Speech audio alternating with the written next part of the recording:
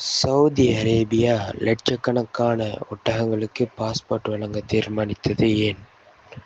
நாட்டில் உள்ள லட்சக்கணக்கான ஒட்டகங்களுக்கு பாஸ்போர்ட் வழங்கப் போவதாக சவுதி அரேபியா அறிவித்துள்ளது.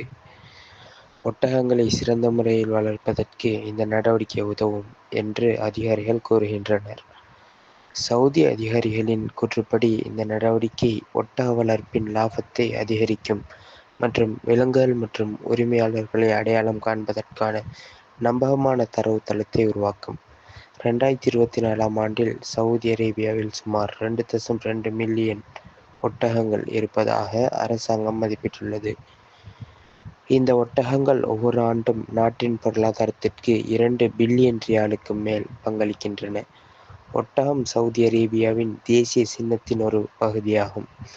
அந்நாடு ஒட்டகங்களுக்கான அழகுப் போட்டிகள் மற்றும் கண்காட்சிகளையும் நடத்துகிறது.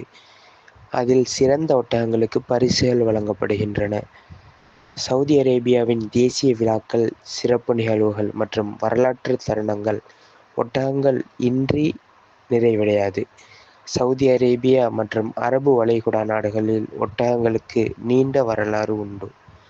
வரலாற்றை சுருக்கமாக பார்த்தால், 20ஆம் நூற்றாண்டின் தொடக்க ஆண்டுகளின் புகைப்படங்கள் இஸ்லாத்தின் புனித நகரங்களான மெக்கா மற்றும் மதீனாவிற்கு பயணம் செய்வதற்கு ஒட்டகம் மட்டுமே ஒரே வழியாக இருந்ததை காட்டுகின்றன.